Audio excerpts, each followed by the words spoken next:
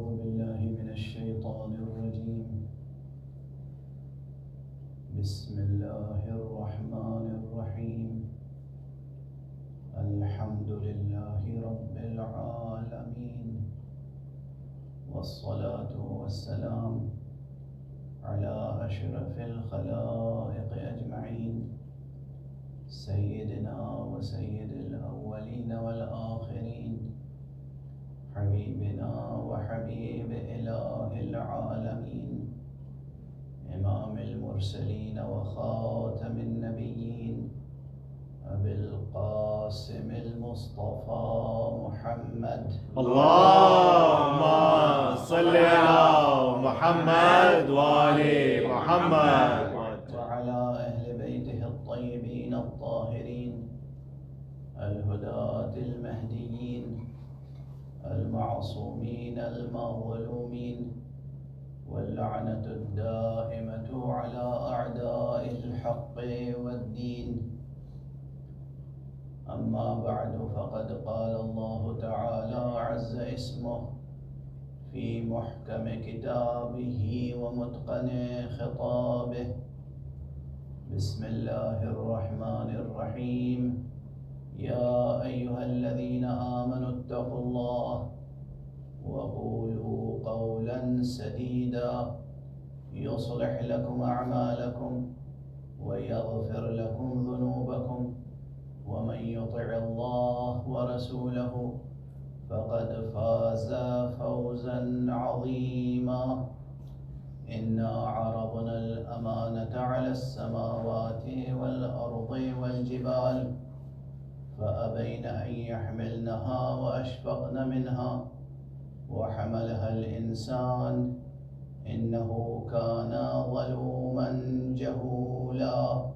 صدق الله العلي العظيم. اللهم صل على محمد وآل محمد. نعرہ تکبیر، اللہ اکبر، نعرہ رسالت یا رسول اللہ، نعرہ حیدری یا علی، اور محمد وآل محمد بآواز بلند صلوات. اللهم صل على محمد وآل محمد. قرآن حکیم کے سورہ مبارکہ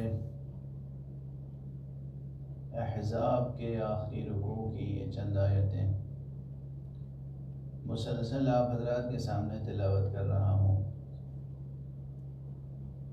اور جس طرح سے ان آیتوں کی تفسیر بیان ہونی چاہیے، ظاہر ہے کہ مجالس میں اس کا موقع نہیں ہوا کرتا عموماً.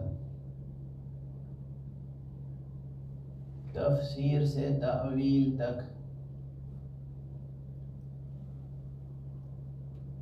عالم در عالم معانی وجود رکھتے ہیں. تفسیر سے تأویل تک عالم در عالم معانی وجود رکھتے ہیں، جبکہ معنی مراد مشیت تنزیل میں نہیں، تفسیر میں نہیں، تأویل میں ہوتا ہے. مراد مشیت، گوہر مقصود مشیت، وہ تأویل میں پوشیدہ ہوتا ہے. اور اس لیے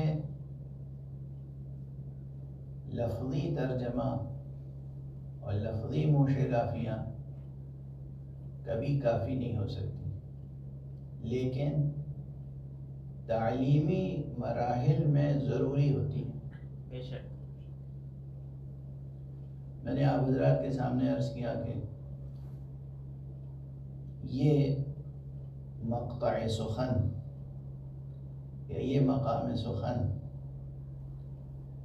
قرآن مجید کے ان مقامات میں سے ہے کہ جن پر کلمہ جوامع الکلم صادق آتا ہے، یعنی عملی اعتبار سے پیغام قرآنی کا جامع ترین بیان یہاں موجود ہے۔ جب بھی کہیں بیان میں جامعیت اور بلاغت پیدا کی جاتی ہے، وہاں الفاظ اپنے عام لغوی معنی سے بلند ہو کر ہمیشہ استعاراتی معنی پیدا کرتے ہیں۔ جہاں بھی جامعیت مقصود ہوتی ہے، یعنی جہاں مقصود یہ ہوتا ہے کہ معنی کی زیادہ سے زیادہ تہیں سمیٹ لی جائیں، وہاں لفظ کو ڈکشنری میننگ کی سطح سے نکال کر اٹھا کر اور اس سطح پر لے جایا جاتا ہے جو اس کی میٹافوریکل سطح ہوتی ہے۔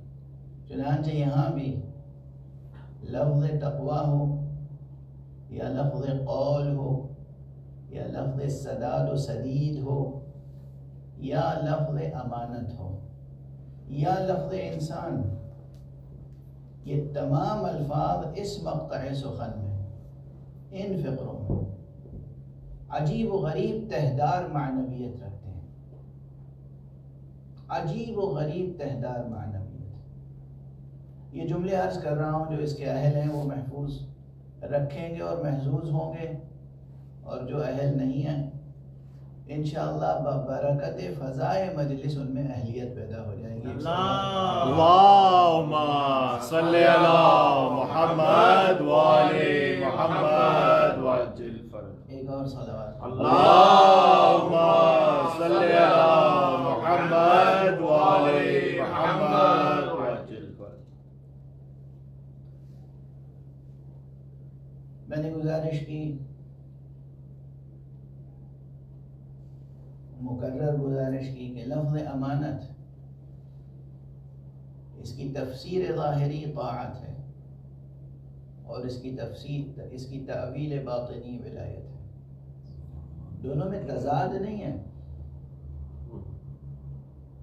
یہ جو حق سبحانہ و تعالی نے ارشاد فرمایا کہ ہم نے امانت پیش کی آسمانوں کے سامنے، امانت پیش کی زمین کے سامنے، امانت پیش کی پہاڑوں کے سامنے، یہ ایک طرز بیان ہے کہ ہم نے پوری کائنات کے سامنے، کائنات کی ہر شے کے سامنے امانت پیش کی۔ یہ کون سی امانت ہے؟ کون سی امانت ہے جو حق سبحانہ و تعالی نے ہر شے کے سامنے پیش کی اور کسی نے یہ بار امانت نہ اٹھایا؟ فَأَبَيْنَ أَن يَحْمِلْنَهَا وَأَشْفَقْنَ مِنْهَا، لرز گئے، کانپ گئے، انکار کیا، قبول کرنے سے گریزاں ہوئے۔ اب اس مقام سے، قرآن مجید کے اس مقام سے ہمارے عرفاء نے، ادباء نے، شعراء نے بڑی بڑی مضمون آفرینیاں کی ہیں۔ ہمارے اردو کے میر تقی میر، ان کے یہ دو مصرے کتنے معنی خیز ہیں۔ فرما گئے ہیں کہ سب پر جس بار نے گرانی کی، سب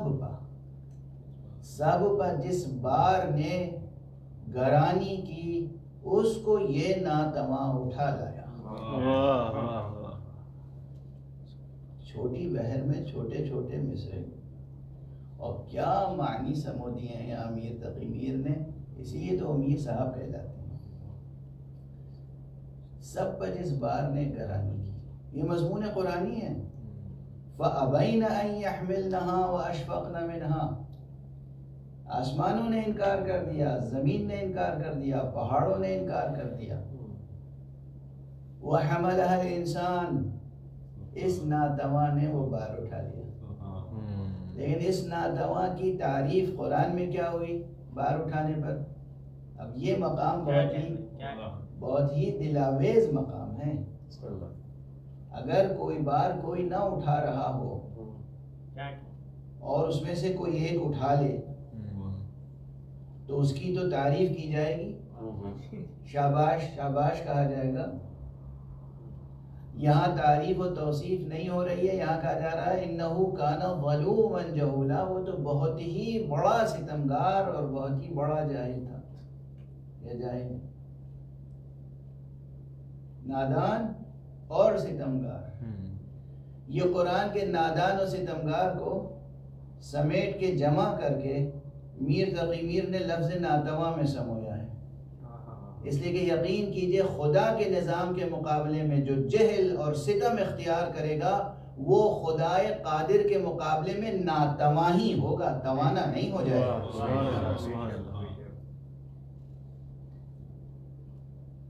کوئی ظلم کی راہ اختیار کر کے خدا کے مقابلے میں کیا قدرت مند ہو سکتا ہے؟ کوئی جہل کی راہ اختیار کر کے کیا اس خدائے علیم کے مقابلے میں قدرت مند ہو سکتا ہے؟ دیکھیے قرآن مجید کی یہ صنعت ہے، خدا کی قسم، قرآن مجید کا متن ایسا ہے کہ اگر کوئی لہجہ شناس قرآن ہو، قرآن مجید کے اسلوب اور اسٹائل کو سمجھتا ہو، تو عموماً وہ عام غیر معصوم کی لکھی ہوئی ڈکشنریوں سے بے نیاز ہو سکتا ہے کہ یہاں پر لفظ انسان سے مراد کون ہے؟ کیا تمام نوع بشر؟ اب دیکھیے مضمون میں معنی کی تہیں کیسے پیدا ہوتی ہیں۔ اب آج ذرا میرا خیال ہے دقیق بحث چھڑ گئی، تو ایک صلوات پڑھ دیجئے محمد اللہم صلی علی محمد وآل محمد ایک ہی بیان ہے، ایک ہی عبارت ہے، اور اس میں معنی کی تہیں ہیں، لہریں ہیں، ایک کے نیچے ایک اور ایک کے اوپر ایک۔ ایک ترجمہ ظاہر ہے کہ انسان کرے گا انسان اٹھا لائے گا، اور اسی لیے سارے انسان کہتے ہیں۔ میں نے اس سے پہلے غالباً حافظ کا شعر بھی پیش کیا، اور عربی اور فارسی اور اردو کے اور ترکی کے اور نہ جانے کتنی زبانوں کے اشعار اس مضمون پر ہیں، مل جائیں گے آپ کو۔ آپ پوری ایک کتاب ضخیم مرتب کر سکتے ہیں، تصور امانت کی ادبی ترجمانیاں، تصور امانت الہیہ اور اس کی ادبی اور شعری ترجمانیاں۔ کیا حافظ نے کہا کہ آسماں بار امانت نہ توانست کشید، قرعہ کار بنا میں من دیوانہ زدند۔ وہاں میر صاحب نے ناتواں کہہ لیا اپنے آپ کو، یا دیوانہ کہہ لیا۔ آسمان جس بار امانت کو نہ اٹھا سکا، اس بار امانت کو اٹھانے کا کام قرعہ جو ہے وہ مجھ دیوانے کے نام نکال دیا گیا۔ یہاں پر ایک تصور یہ ہے جس سے عام متصوفانہ ادب کہہ لیجئے، عرفانی ادب کہہ لیجئے، اس میں عام انسان کی عظمت کو پیش کیا گیا ہے، یعنی انسان بحیثیت انسان، اس پوری کائنات میں انسان بحیثیت انسان ایک عظمت رکھتا ہے، اس میں کوئی شک نہیں۔ ساتھ دیجیے گا تو آج یہ شاید یہ دقیق مضمون ادا ہو جائے۔ اس پوری کائنات میں انسان بحیثیت انسان ایک عظمت رکھتا ہے۔ یہ الگ بات ہے کہ آپ انسان کو ایک دو پایا حیوان سمجھتے ہیں اور دو پایوں کے درمیان ڈھونڈتے ہیں، مگر انسان دو پایوں کے درمیان ہر فرد میں نہیں پایا جاتا۔ انسان تو کسی جسم و جسد میں پایا جاتا ہے۔ ہاں ٹھیک ہے، کاش یہ پیغام منتقل ہو جائے کہ ہم سب کو یہ جو جسم عطا ہوا اور اس جسم کے اندر جو ایک نفس عطا ہوا، یہ جسم اور یہ نفس ایک قوت ہے، اس قوت کو فعلیت تک پہنچنا ہے، اس فعلیت کا نام انسان ہے۔ جب یہ قوت اس فعلیت تک پہنچ جائے تو انسان وجود میں آئے گا۔ یعنی اگر انسان نے اپنے اس جسم اور اس نفس سے کام لے کر اپنی تربیت نہیں کی اور اپنے اندر پوشیدہ شجر وجود کو برابر نہیں کیا، لیکن قوت و فعلیت کی مثال آپ بیج و درخت کی مثال سمجھ لیجیے۔ ایک بیج ہوتا ہے، چھوٹا سا بیج، خرمے کی ایک گٹھلی، آم کی ایک گٹھلی، یا کسی بھی پھل، کسی بھی میوے کی کا ایک چھوٹا سا بیج، اس بیج میں پورا شجر پوشیدہ ہوتا ہے.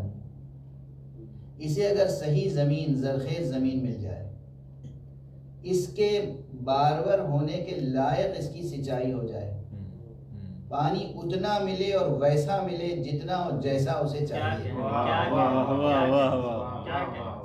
اور روشنی اسے اتنی ملے جتنی روشنی اسے چاہیے، تو پھر یہ بیج پروان چڑھتا ہے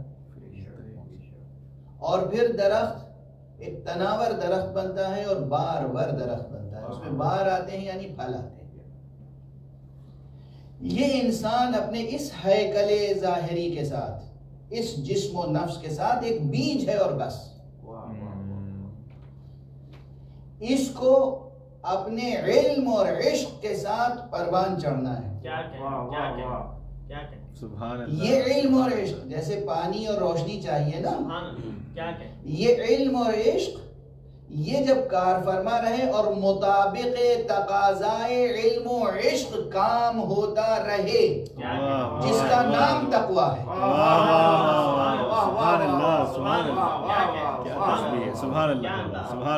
مطابق علم و عشق عمل وجود میں آتا رہے، پھر وہ شجر سایہ دار وجود میں آتا ہے جس کا نام انسان ہے. ورنہ نہ جانے کتنے اسی زمین جسم میں اور اسی کثافت نفس میں جل کر خاک ہو جاتے ہیں، راکھ ہو جاتے ہیں، فنا ہو جاتے ہیں، نابود ہو جاتے ہیں. کتنے آدم زاد انسان نہیں بن پاتے.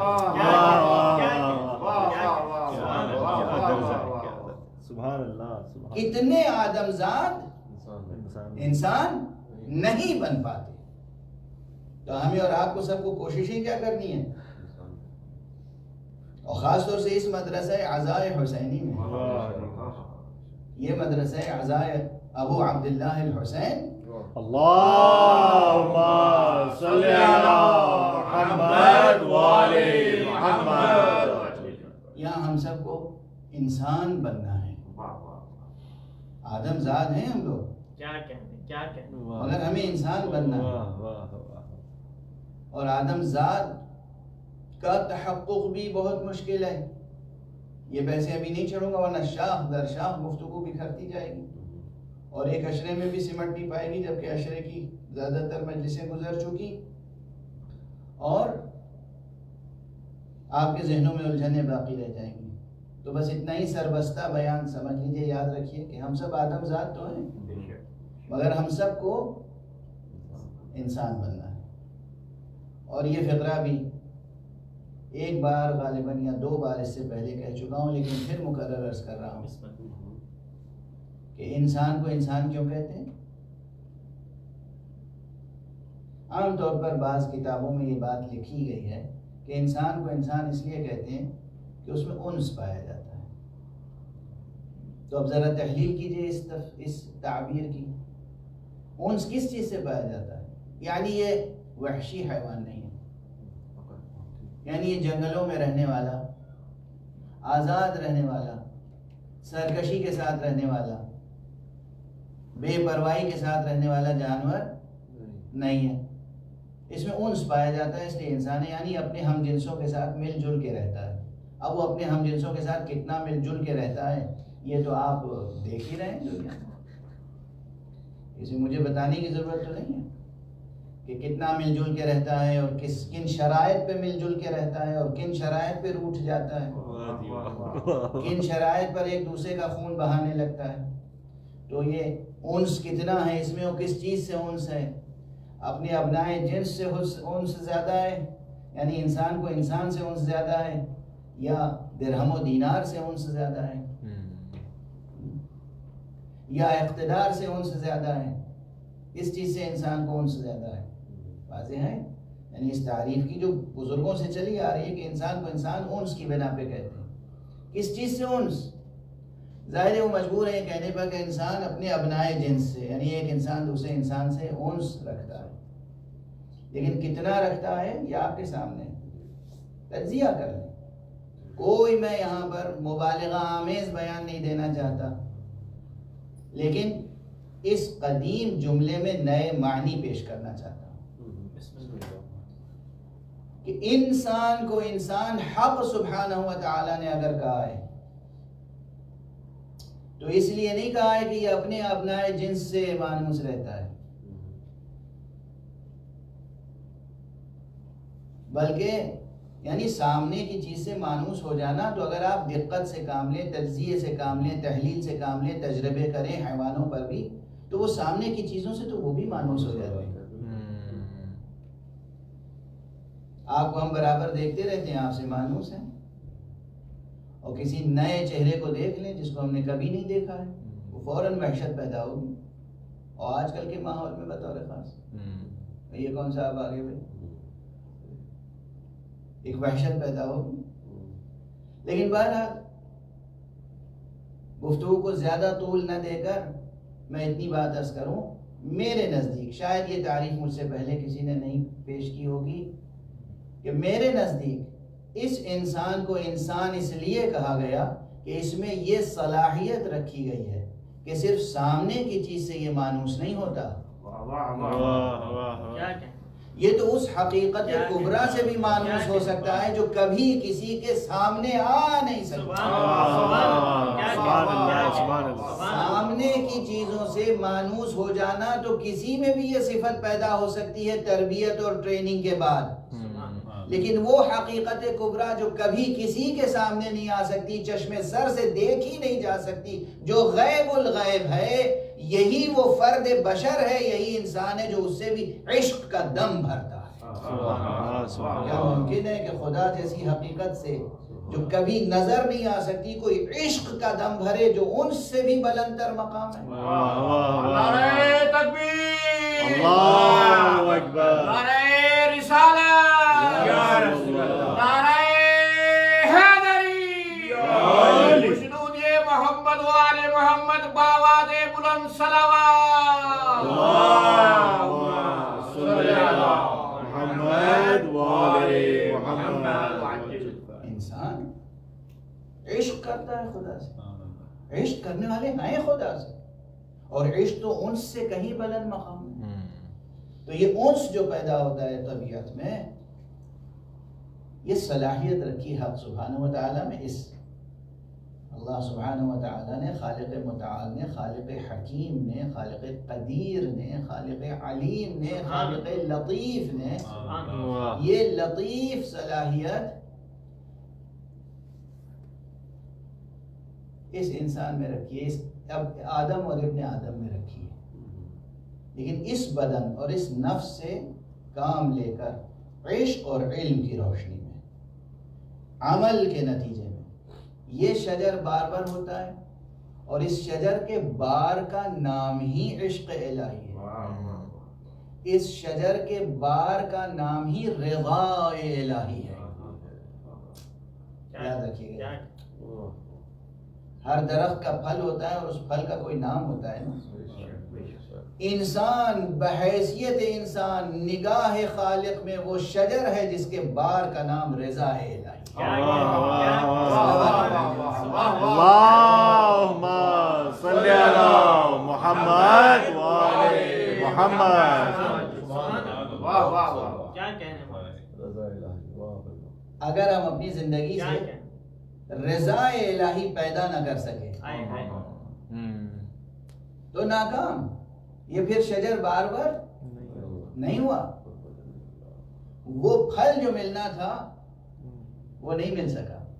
اور ہمارے یہاں ہم دن رات جد و جہد کر کے علم اور عشق کی روشنی میں اکتساب فضائل کرتے ہیں، اکتساب مناقب کرتے ہیں، اور نہ جانے کتنی قربانیاں دے کر اس پھل کو پیدا کرتے ہیں، اپنے شجر وجود کی شاخ لطیف پر رضا الہی کا بار لاتے ہیں.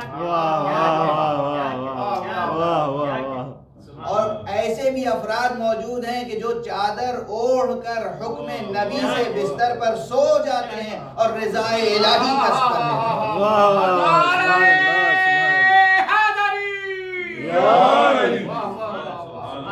تو ظاہر ہے جو سو کر بارور ہو جائے وہ ان سب افراد کے لیے امام نہ ہوگا تو کون امام ہوگا؟ سبحان اللہ. یہ ظاہری جو مظاہر ہیں زندگی کے، معصوم کی زندگی کے مظاہر اور عام انسانی زندگی کے مظاہر، یہ سب غور طلب ہیں، فکر طلب ہیں. خدا کی قسم اس انسان کا وجود، آپ سب بیج ہیں، بیج، ہم سب بیج ہیں. ابھی ہمیں درخت بننا ہے. آپ صاحب اولاد ہوں گے، شادی ہو چکی ہوگی، سب کچھ ہے، لیکن بیج ہیں، سوکھے ہوئے بیج. آپ سب کو ابھی علم، سچے علم اور عشق، سچے عشق، ان دونوں کی مدد سے وہ سفر طے کرنا ہے کہ آپ ابن آدم سے انسان بن سکیں، اور وہ بارور انسان جس کی زندگی میں رضا الہی کے پھل ہوں. سبحان اللہ، سبحان اللہ. اب اپنی معنوی زندگی کا کچھ نقشہ سمجھ میں آیا؟ صلوات پڑھیے محمد والے.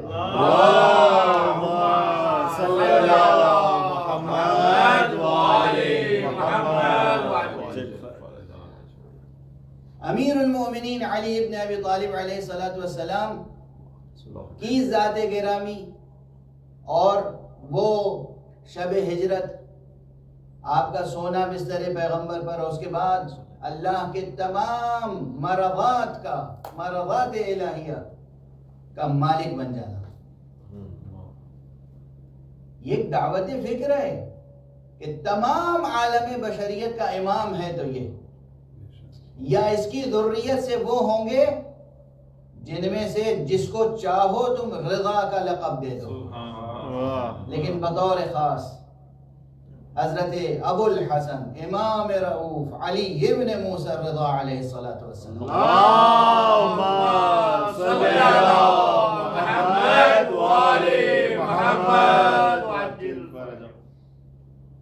امام کا وجود، امام کے فضائل، امام کے مناقب اور امام علیہ السلام کی زندگی کے ظاہری کارنامے، یہ سب یہی درس دیتے ہیں کہ اس ابن آدم کو انسان بننا ہے، وہ انسان جس کی شاخوں پر رضا الہی کے پھل ہو. رضا الہی، رضا الہی، رضا الہی. دیکھیے بات کہاں سے کہاں پہنچ گئی. یہاں پہ ٹھہر کے پھر ذرا سا آیت کی طرف آتے ہیں. اس آیت میں جو کہا گیا اِنَّا عَرَضْنَا الْأَمَانَةَ، ہم نے امانت پیش کی آسمانوں کے سامنے، زمین کے سامنے، پہاڑوں کے سامنے. فَأَبَيْنَ أَن يَحْمِلْنَهَا، سب نے اس بار امانت کو اٹھانے سے گریز کیا، انکار کیا. وَأَشْفَقْنَ مِنْهَا، ڈر گئے، خائف ہو گئے، لرز گئے، کانپ گئے. وَحَمَلَهَا الْإِنسَانُ، اور اسے انسان نے اٹھا لیا. إِنَّهُ كَانَ ظَلُومًا جَهُولًا، اور وہ تو بہت بڑا ستمگار اور بہت بڑا جاہل. ستمگار ہے، جاہل ہے. بجائے اس کے کہ جو امانت آسمان نہ اٹھا پائے، زمین نہ اٹھا پائے، کائنات نہ اٹھا پائے، وہ بار امانت اٹھایا. تو تعریف ہونی چاہیے، توصیف ہونی چاہیے، شاباشی ہونی چاہیے، ثنا ہونی چاہیے. یہ سند ہے، یہ تو بہت ستمگار ہے اور یہ تو بہت جاہل ہے، ظلوم ہے، جہول ہے. تو یہاں پر مجبور ہے، ذہن آپ کا مجبور ہے یا نہیں کہ ترجمہ کس طرح کیا جائے، تفسیر کس طرح کی جائے، تعویل کیا ہے اس کلام حق کی. اگر عام انسان کو، عمومی تصور، عام انسان کو یہاں ذہن میں رکھ کر ترجمہ کیا جائے تو معنی کی ایک سطح قائم ہوگی. اگر الف و لام کو جنس کے لیے نہ لے کر عہد کے لیے لیا جائے. وَحَمَلَهَا الْإِنسَانُ، اور اسے ایک انسان نے اٹھا لیا.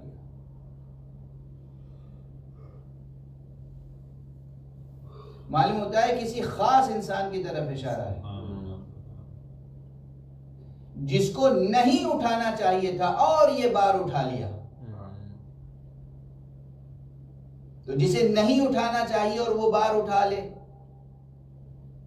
اسی کو تو ظالم کہتے ہیں، اسی کو تو جاہل کہتے ہیں. اس لیے کہ عدل کی تعریف کیا ہے؟ عدل کی تعریف یہ ہے کہ جو شے جس جگہ کی مستحق ہے اس شے کو وہیں رکھا جائے، یہ ہے عدل.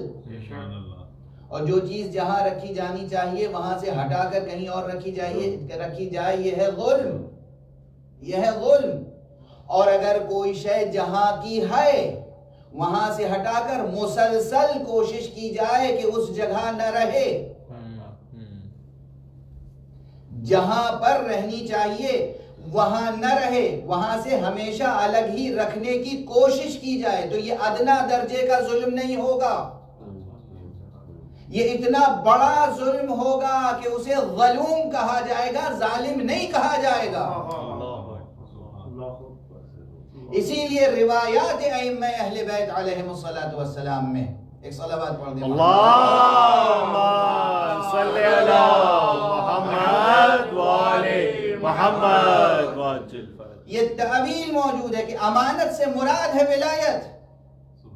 ولایت ہونی چاہیے تھی علی ابن ابی طالب کے پاس، ولایت ہونی چاہیے تھی حسن مجتبیٰ کے پاس، ولایت ہونی چاہیے تھی حسین شہید کربلا کے پاس، ولایت ہونی چاہیے تھی علی ابن الحسین زین العابدین کے پاس، ولایت ہونی چاہیے تھی محمد باقر علوم اولین و آخرین کے پاس، ولایت ہونی چاہیے تھی جعفر صادق علیہ السلام کے ساتھ، ولایت ہونی چاہیے تھی امام موسیٰ الکاظم کے پاس، ولایت ہونی چاہیے تھی امام علی ابن موسیٰ الرضا کے پاس. لیکن ایک شخص نے ایک ایسا نظریہ قائم کیا اور یہ کہا کہ ولایت النبوت ایک گھر میں جمع نہیں ہو سکتی، اور یہ کہہ کر ولایت کسی اور کو دی، اور یہ کوشش کی کہ کبھی ولایت اپنے اصلی مرکز پر آنے نہ پائے. اسے ظلم و جہول کہا ہے قرآن میں. صلوات پڑھتے محمد اللہم صلی علی محمد وآلِ محمد. اور فرما سکتے ہیں قرآن مجید کی بلاغت ہے، یہ قرآن مجید کی بلاغت ہے. میں چیلنج کر رہا ہوں، قرآن مجید کی بلاغت ہے. آپ بتائیے، ایک طرف یہ کہ آسمان زمین پوری کائنات کے سامنے ہم نے امانت پیش کی اور نہیں اٹھایا انہوں نے یہ بار امانت.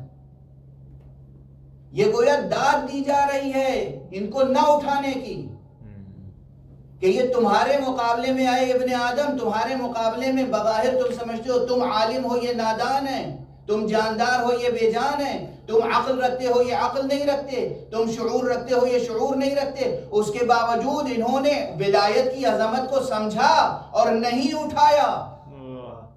اس لیے یہ قابل ستائش ہیں. جس کے پاس ولایت تھی اسی کے پاس ولایت رہنے دی. اور اے انسان ظالم، تو نے اس راز کو نہ سمجھا، تو نے وہ بار جو تیرے لیے نہیں تھا وہ بڑھ کے خود اٹھا لیا. یہ ہے ستمگاری، بڑی ستمگاری، یہ ہے ظلم اور بڑا ظلم. یعنی آپ دیکھیے تاریخ اسلام میں جو پوری پولیٹیکل فلسفی وجود میں لائی گئی، پولیٹیکل تھیوریز بنائی گئی، وہ نہ قرآن مجید سے ماخوذ ہے نہ احادیث سے. مثلا یہی بعد مصطفیٰ صلی اللہ علیہ وآلہ وسلم،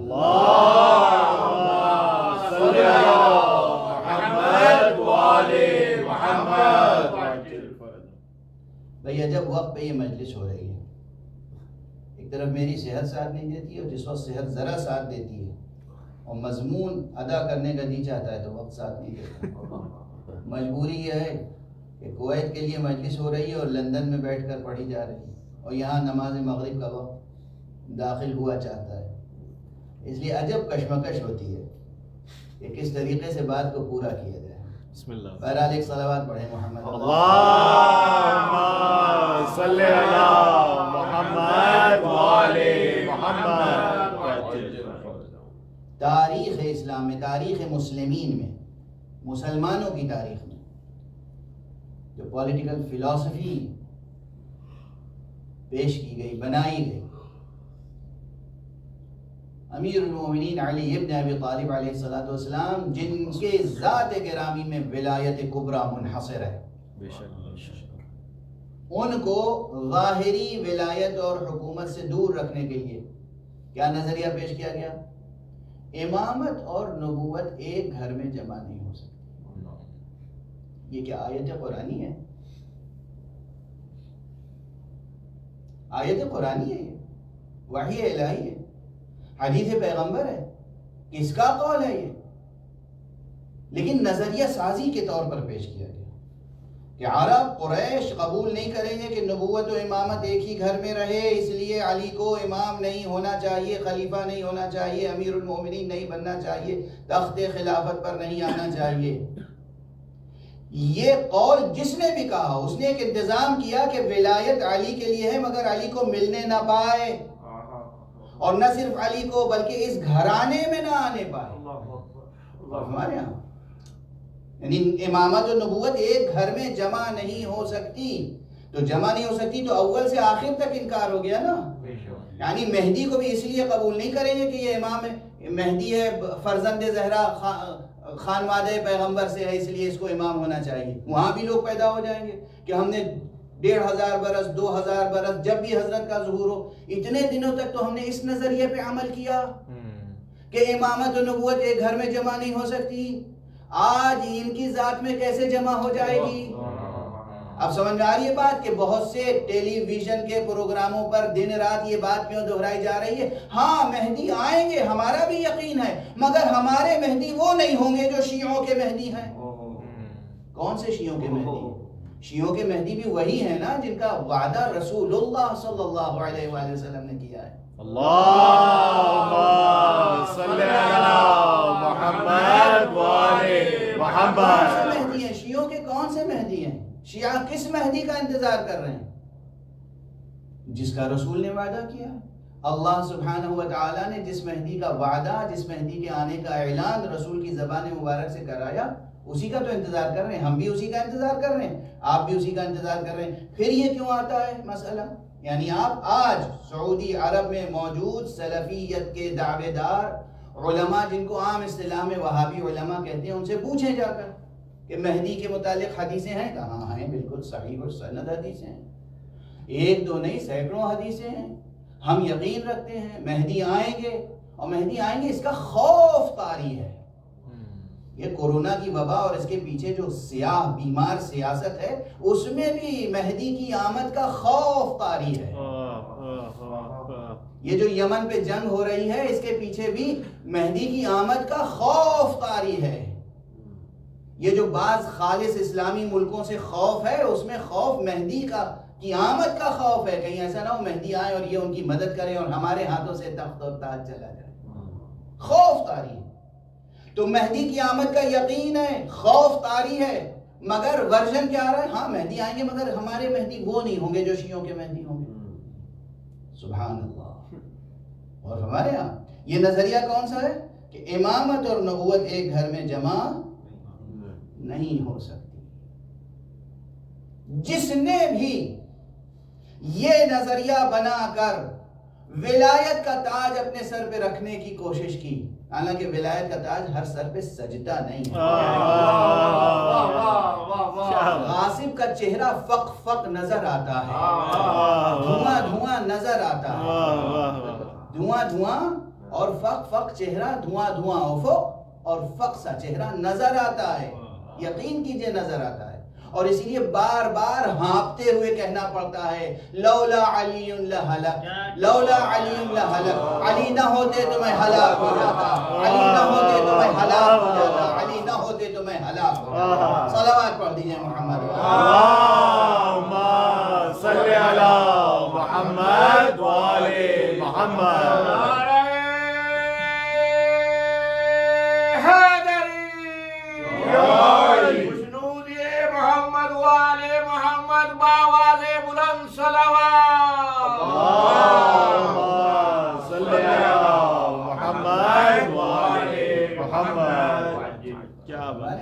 اللہ سبحان اللہ.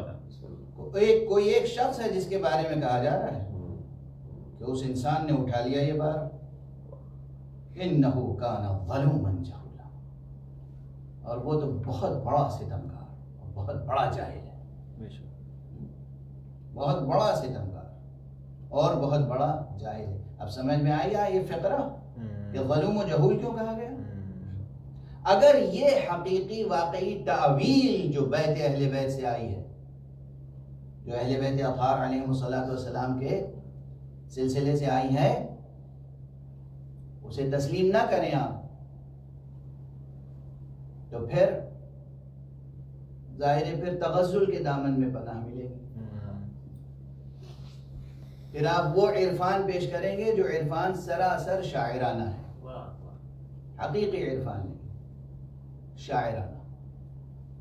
بے شک اس انسان کو اللہ سبحانہ و تعالی، میں نے وہی عرض کیا، یہ انسان، ہر انسان، آپ میں سے ہر فرد ایک بیج کی حیثیت رکھتا ہے. جب تک یہ بیج تربیت پا کر پنپ کر ایک شجر بار بار نہ بن جائے، اس وقت تک یہ انسان کہلانے کا مستحق نہیں. تو ایک وہ ہے جسے ایک سفر طے کرنا ہے تب انسان بنے گا، اور ایک وہ ہے جو انسان کامل کی شکل میں پیدا ہی ہوتا ہے. اس وقت پیدا ہوتا ہے وہ اس وقت انسان کامل. یہ کہاں اور وہ کہاں. تو ولایت الہیہ تو منحصر ان افراد کے لیے ہے جو انسان کامل پیدا ہوتے ہیں. تو یہاں آنے کے بعد انسان بنتے نہیں، بلکہ یہاں آنے والوں کو انسان بناتے. دست ادب جوڑ کے عرض کروں کہ یہاں اس پیکر ظاہری میں دو طرح کے افراد اللہ بھیجتا ہے، ایک وہ جنہیں انسان بننا ہے، ایک وہ جنہیں عام لوگوں کو انسان بنانا ہے. سبحان اللہ. وہ سلسلہ نورانی انسان ہے کامل کا، جو باقی انسانوں کو انسان، باقی آدم زادوں کو انسان بنانے کے لیے آئے ہیں.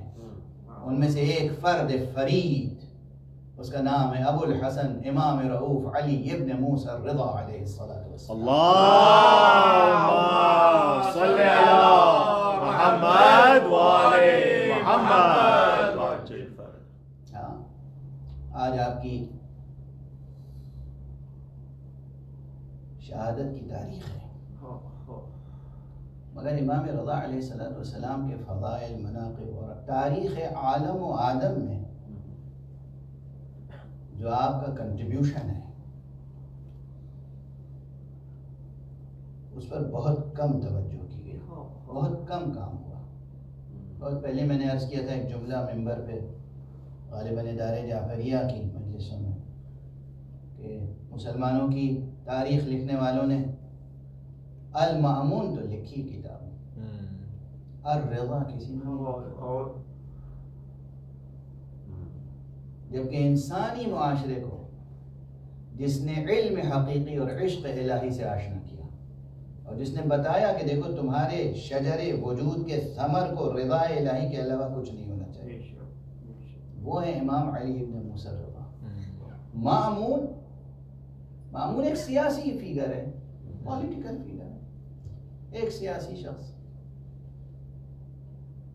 اور وہ بھی ایسا سیاسی شخص کہ جو ایک متکبر عفریت تھا تاریخ میں، متکبر عفریت.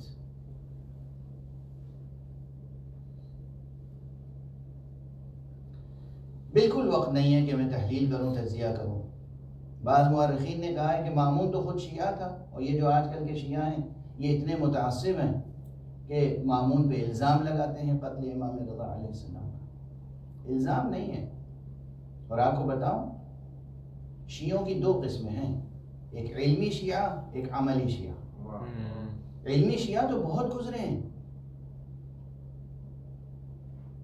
جو بھی یہ جانتا ہو اور یہ مانتا ہو کہ یہی ہماری مدد کر سکتے ہیں اور ان سے مدد لینے کے وقت ان کو پکارتا بھی ہو، اسے بھی آپ شیعہ نہ کہیں گے تو کیا کہیں گے؟ لیکن اپنی پوری زندگی میں ان کی اطاعت نہ کرتا ہو. خود غرضی کا یہ عالم ہو کہ اپنے لیے ان سے مدد لے، مگر اللہ نے جو واجب قرار دیا ہے کہ تم ان کے کام آؤ، ان کے کام نہ آئے۔ واضح ہے؟ یہ غالباً میں بہت بڑی بات عرض کر گیا۔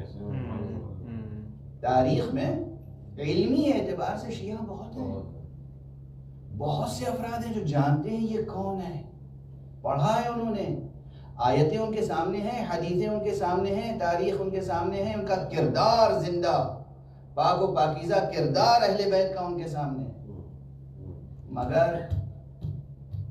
مطابعت نہیں ہے، انقیاد نہیں ہے، اذعان نہیں ہے، عملاً ان کے متبع نہیں ہے، اطاعت نہیں ہے، اتباع نہیں ہے، تأسی نہیں ہے۔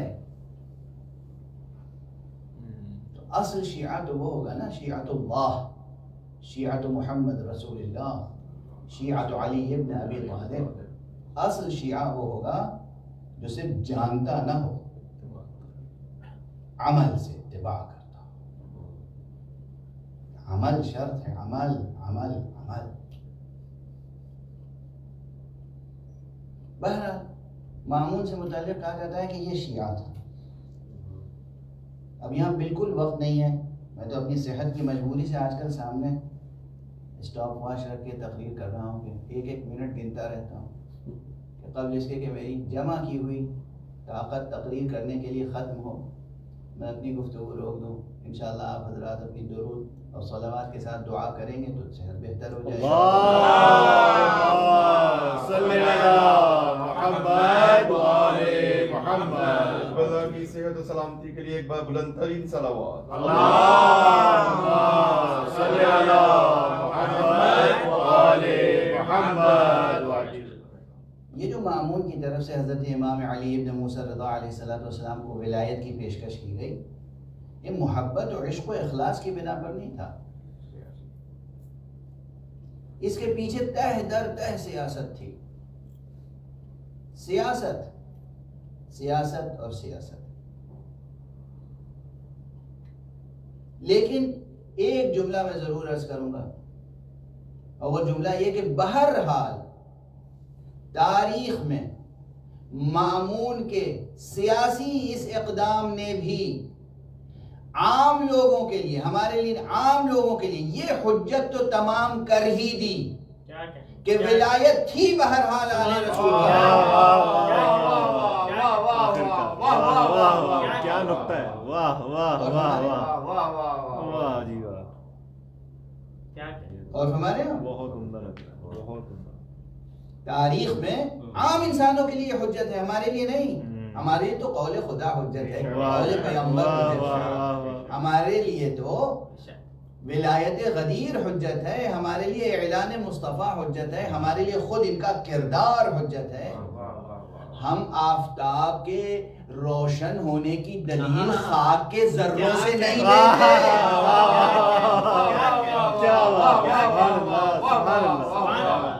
احسن احسن۔ ہم آفتاب کے روشن ہونے کی دلیل خاک کے ذروں سے نہیں لیتے، مگر کوئی خاک کا ذرہ چمک کے آفتاب ہونے کی گواہی دے تو دوسرے ذروں کے لیے حجت ہے،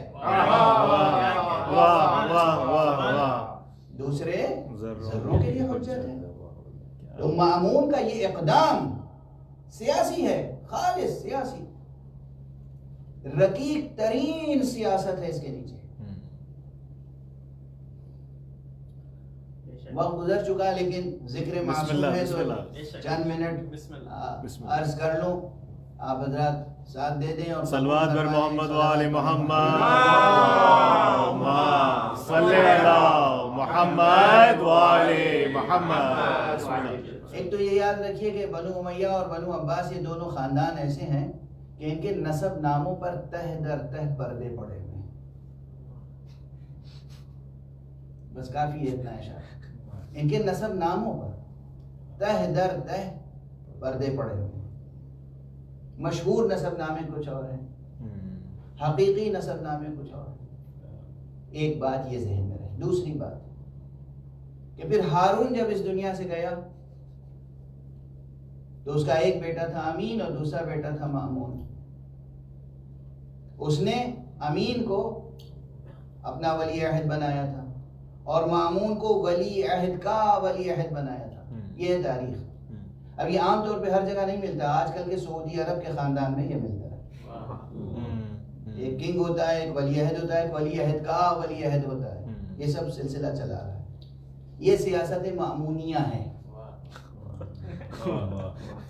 یہ سیاست ہارونیہ ہے, سیاست عباسیہ امویہ. بہرحال میرا خیال ہے کچھ چیزیں اب بہت شدید لہجے میں کہہ جاتا ہوں. آپ صلوات بھیج کے لطیف کر لیجیے. اللہم صلی علی محمد وعلی محمد. بسم اللہ کے بلّہ. لیکن یہ سینکڑوں صفحات کے مطالعے کے بعد یہ سب نکات منکشف ہوتے ہیں. یہ یوں نہیں ہوتا ہے. یہ عجلہ فکر میں اعتکاف کرنا پڑتا ہے. تو بہرحال ہارون کی آنکھ بند ہوئی اور اس کے بعد ادھر مامون نے خلافت, امین نے خلافت کا اعلان کیا, اور ادھر مامون چونکہ اس کے نسب نامے پہ کئی پردے پڑے ہوئے تھے اور وہ دور تھا, تو بہرحال اس کے ننیال کی طرف سے جو افراد تھے ان کا ہم ساتھ دیں گے. مامون کو ہٹا دیجئے راستے, امین کو ہٹا دیجئے, ہم آپ کو خلیفہ مانیں گے. بنو عباس نے مامون کو خلافت نہیں دی, امین کے ساتھ تھے. مامون کو خلافت دی اس کی ننیال کی طرف سے آنے والی طاقت نے. اس لیے جب وہ خلافت پر آ گیا تو اس نے بنو عباس سے انتقام لینے کے لیے یہ چاہا کہ اب بنو عباس میں خلافت جانے نہیں دوں گا, تو کہا بنو علی میں خلافت جائے گی.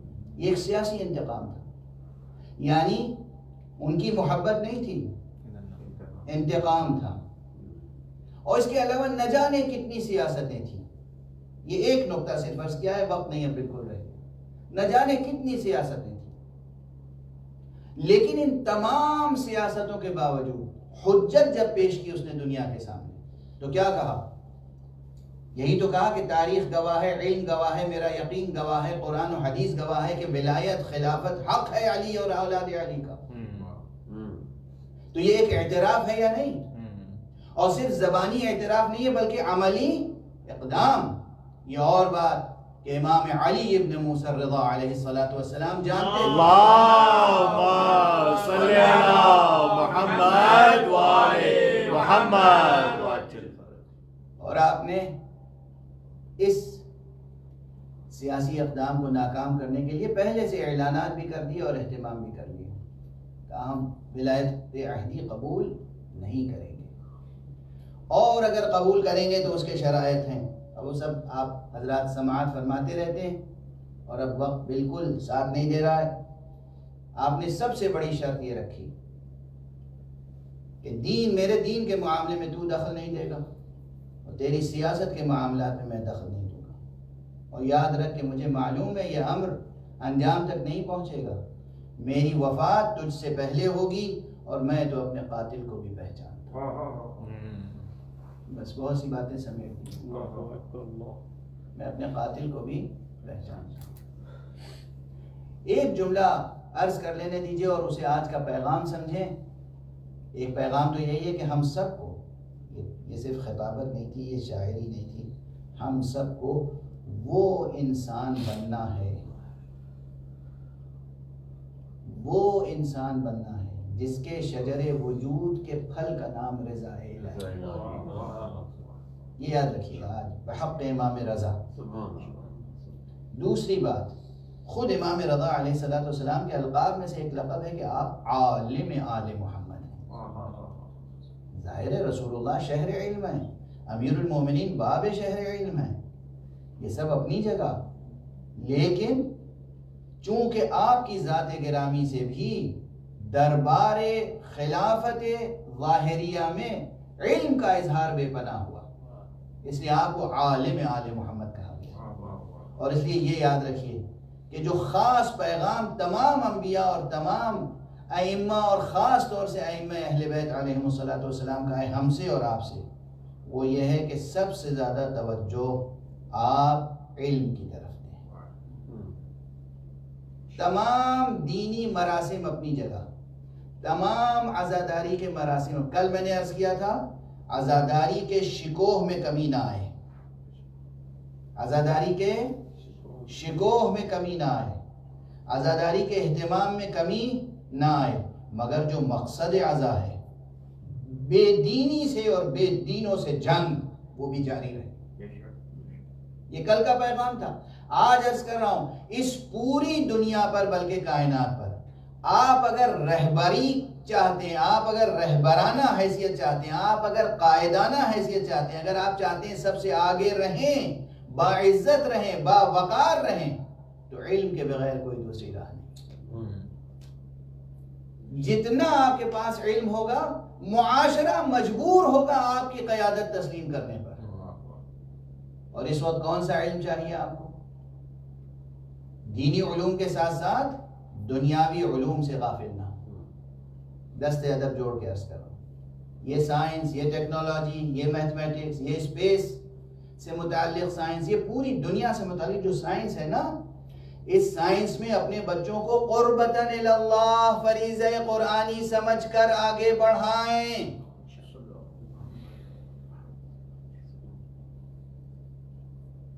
آپ اپنے بچوں کو جس قدر آگے بڑھائیں گے امام زمانہ کی فوج تیار ہو. یہ امام زمانہ کی فوج تیار ہو. آپ کے بچے سائنٹسٹ بنیں گے، آپ کے بچے ڈاکٹر بنیں گے، انجینئر بنیں گے، ٹیکنالوجی میں آگے ہوں گے، اس کائنات کے کل پرزے سے واقف ہوں گے.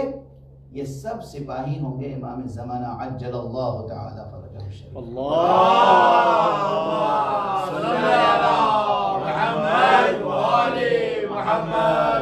آج اگر وقت کی قید نہ ہوتی تو شاید میں بہت دیر تک مجلس پڑھتا. بہت سے مطالب ذہن میں آتے چلے جا رہے ہیں ایک کے بعد ایک، اور پیغامات ہیں، لیکن بس اب آج گفتگو روک رہا ہوں.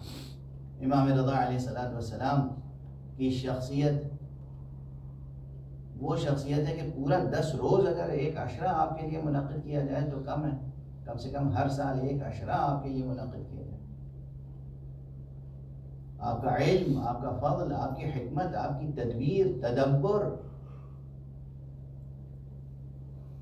لیکن اس دنیا نے جس نے حضور کی قدر شناسی نہ کی، جس نے علی کی قدردانی نہ کی، جس نے زہرا اور حسن و حسین کی قدردانی نہ کی، اس نے علی ابن موسیٰ رضا کی قدردانی نہ کی. امام علیہ السلام کو زہر دغا سے شہید کیا گیا.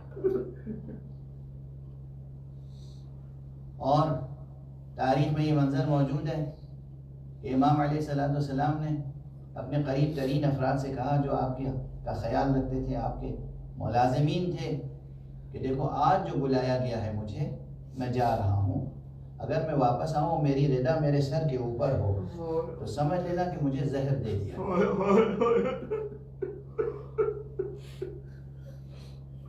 اور یہی ہوا کہ آپ تشریف لے گئے، اور جب باہر تشریف لائے تو دیکھا سر مبارک پر ردا ہے. آپ کے چاہنے والوں نے اسی وقت واہ علیہ اور واہ محمدہ کا نعرہ بلند کرنا شروع کر دیا ہوگا کہ ہائے میرے آقا کو زہر دے دیا گیا. جب آپ چلے ہیں اس انداز سے دربار سے تو خود مامون نے کہا کہاں جا رہے ہیں علی ابن موسیٰ رضا؟ جہاں تو بھیجنا چاہتا ہے میں وہیں جا رہا ہوں.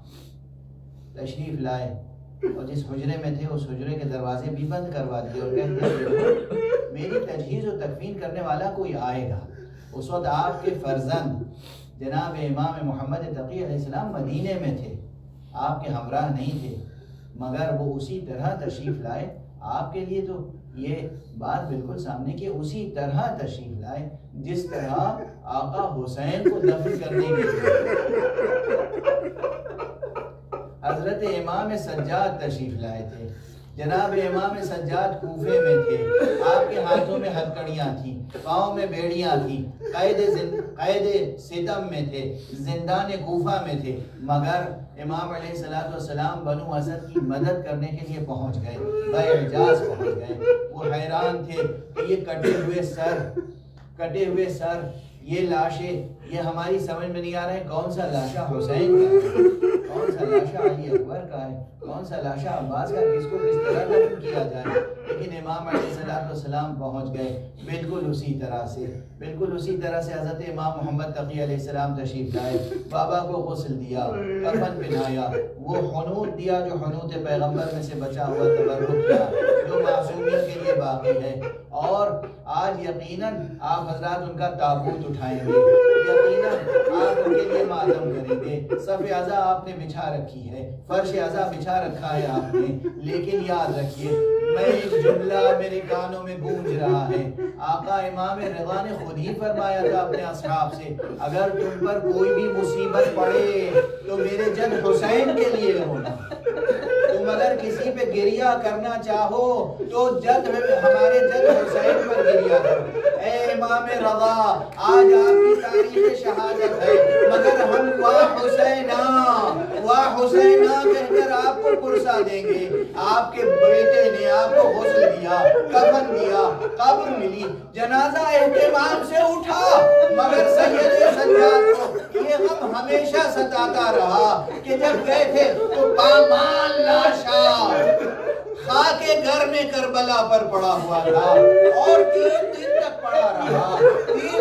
پڑا رہا، اور سر مبارک کتنے دنوں تک نو کے نیزہ پر دیار بدیار پھرایا جاتا رہا۔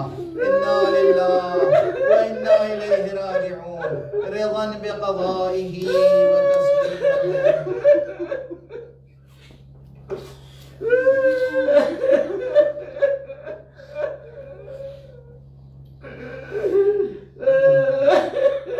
پروردگار ہمیں علوم قرآن اور معارف اہل بیت سے آشنا فرما،